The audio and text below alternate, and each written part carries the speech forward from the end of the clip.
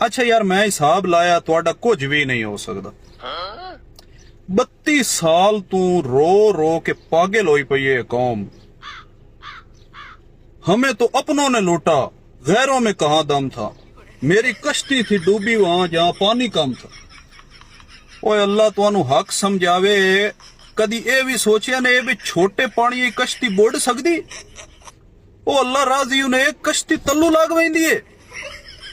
छोटे छोटे पानी च कश्ती उस आग छोड़िया तुसी मान लिया ते हाल हाल गत रख। न पढ़ाई न गल न बात, मेरी कश्ती थी डूबी वहां, मेरी कश्ती थी वो अगर कोई मला मेरी वीडियो वेखदा पिया है ते इस गल दी तईद करे सी कि जिथे पानी छोटो होवे बेड़ी तल्लू लाग वैंदी है, उत्थे बेड़ी बुड़ सकदी ही नहीं। क्यों डॉक्टर साहब?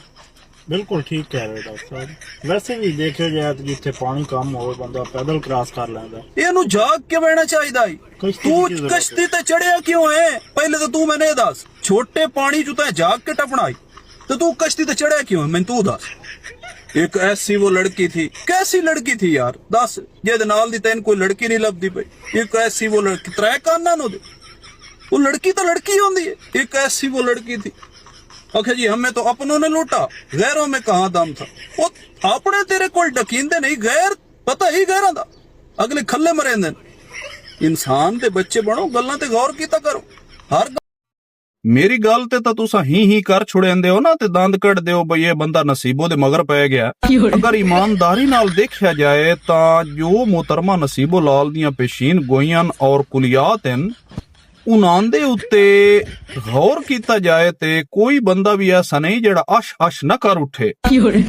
सीसीडी एक इदारा बनाया गया पंजाब दे अंदर क्राइम नु कंट्रोल करन वास्ते और उन्होंने बड़े शार्ट टाइम दे विच पंजाब दे वासियां नू ऐसा अमन फराहम कीता है कि जेड़ा पाकिस्तान दी तारीख विच अज तक ओदी मिसाल नहीं मिलदी। लेकिन इत्थे एक ज्यादती हो गई है कि जिस बंदे एदा थीम पेश कीता और बकायदा तौर ते एहतजाज रिकॉर्ड कराया उसनू चूंकि खराज तहसीन नहीं पेश किया गया तो मैनू इस चीज की जरूरत पेश आई है कि अज मैं इस ते गुफ्तगू करा। तुसी तो सारे भंग पी के सुते होया उदड़ मोहतरमा फरमाया ई सुन भाई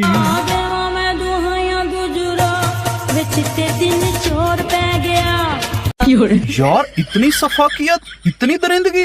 चलो चोरी चकारी होंदी है को रात दे किसे समरे च नेरे चूरा पर चिट्टे दे नू वारदातां चोरियां और राबरी और क्या क्या नहीं हो रहा इत्थे। मैं